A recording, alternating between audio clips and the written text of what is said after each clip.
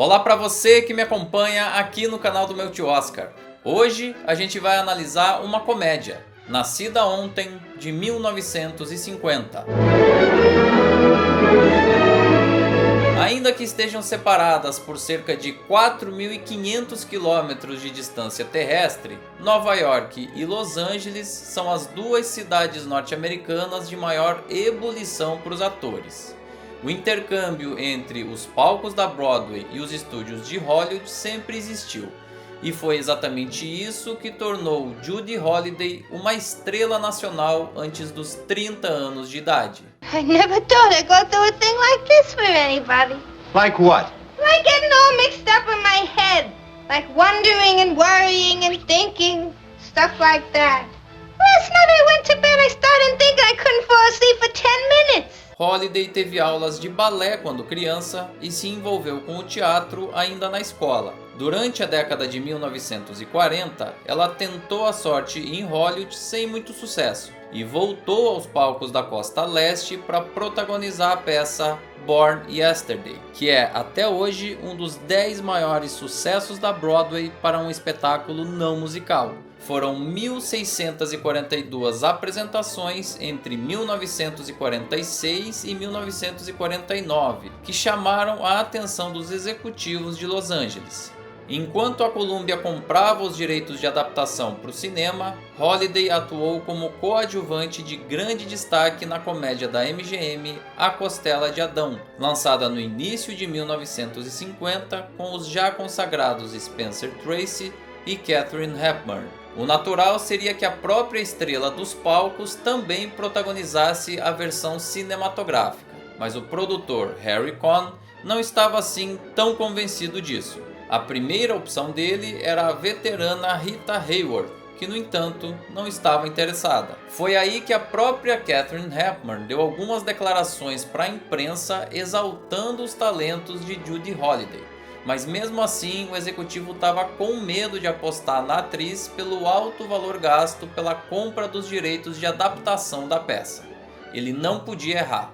Entrou em cena então o diretor George Cukor, que tinha trabalhado com ela em A Costela de Adão e garantiu ao produtor que aquela era sim uma boa ideia. Maybe it's right what you say. I'm still dumb. But I know one thing I never knew before. There's a better kind of life than the one I got. Oh, you! George Cukor também nasceu em Nova York e no início da década de 1950 já tinha 3 indicações ao Oscar, pelas direções de As Quatro Irmãs, na temporada 1932/1933, Núpcias de Escândalo, em 1940 e Fatalidade, em 1947. Isso sem falar nos inúmeros sucessos de bilheteria que ele comandou desde a década de 1930.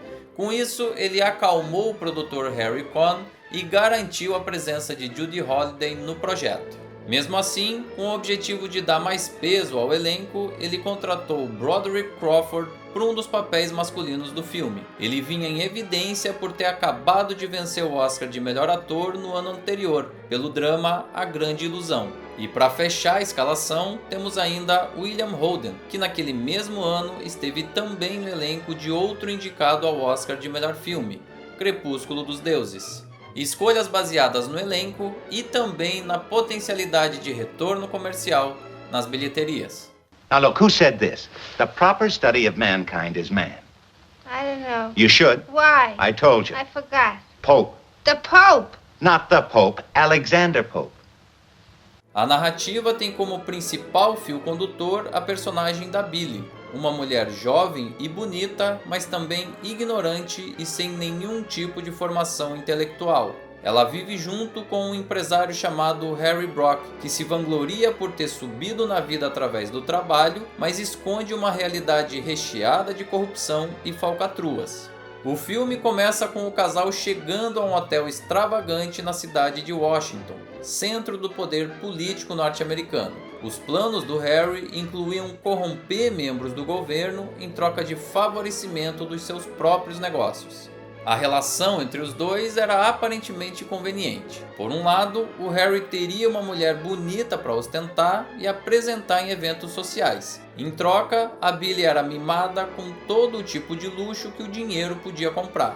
Mas nesse ínterim, a gente é apresentado ao jornalista Poe, que pretende desvendar os mistérios por trás da fortuna do Harry e, sem querer, acaba contratado por ele. O objetivo seria tornar a Billy menos burra, já que isso estava atrapalhando os próprios negócios. He thinks I'm too stupid, huh? No. He's right, I'm stupid and I like it. You do? Sure, I'm happy. I get everything I want, 2 mink coats, everything. If there's something I want, I ask. Por ser uma adaptação do teatro, o filme tem longos diálogos e um número limitado de cenários. Praticamente toda a ação acontece dentro dos quartos de hotel entre os 3 personagens principais. Então a questão visual não é o ativo mais importante da obra. São as atuações, o entrosamento do elenco e o texto que fazem desse um filme agradável. E parte do resultado tem a ver com uma inovação implementada por George Cukor na pré-produção. Após algumas semanas de ensaio individual, os atores interpretaram o texto para uma plateia de funcionários da Columbia, para que o diretor pudesse aferir o que estava funcionando ou não e principalmente calibrar o timing cômico. Nesse sentido, eu considero o filme um sucesso, porque a personalidade dispar de cada personagem ajuda a definir a função de cada um no enredo e prepara automaticamente os conflitos, que vão de um simples jogo de cartas até discussões bem acaloradas. First, that virile stuff is out. It gets in my way. I don't like to see you upset. It's bad for you. The next thing, we're gonna be married. No! But you gotta learn how to behave it. No! What do you mean, no? I don't want it, that's what I mean, no! Eu gosto muito da evolução da Billy através da educação e da cultura. O filme passa uma mensagem muito positiva de conquista da independência a partir do esclarecimento de mundo, mostrando ao espectador que a verdadeira liberdade não está na aparente posse de bens ou de riquezas, e sim na capacidade de entender e interpretar o mundo ao seu redor.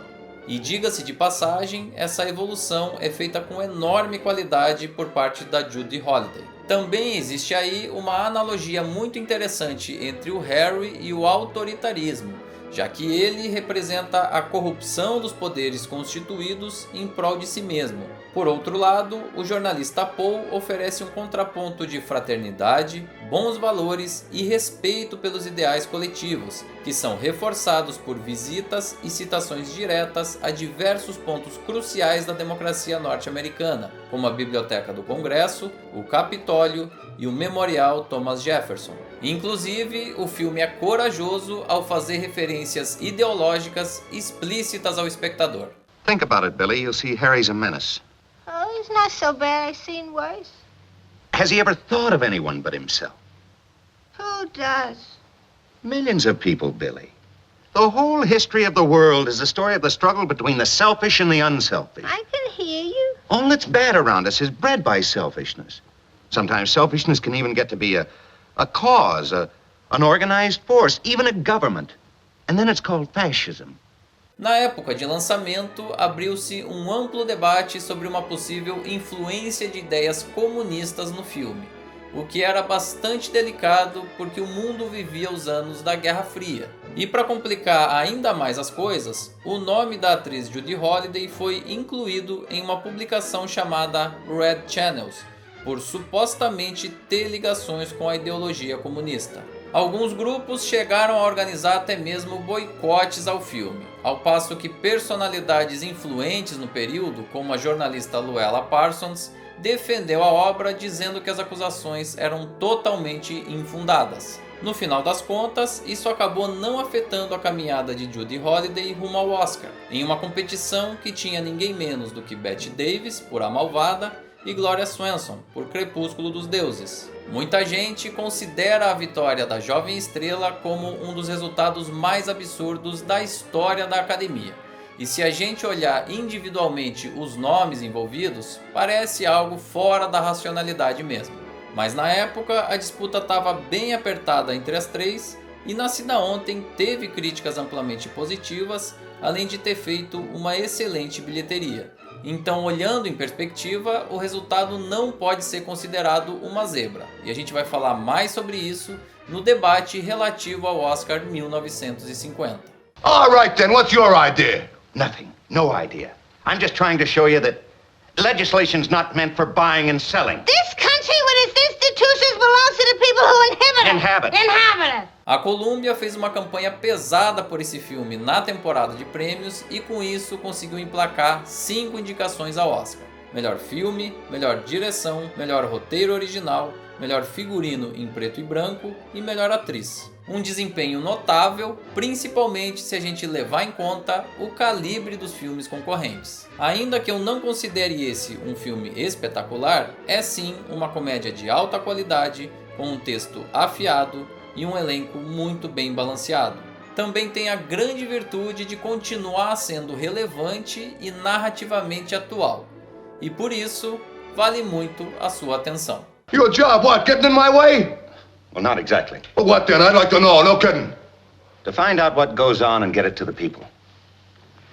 What people? The people. I never heard of them. You will, Harry, someday. They're getting to be more and more well-known all the time. E agora eu queria saber de você aí que está me assistindo.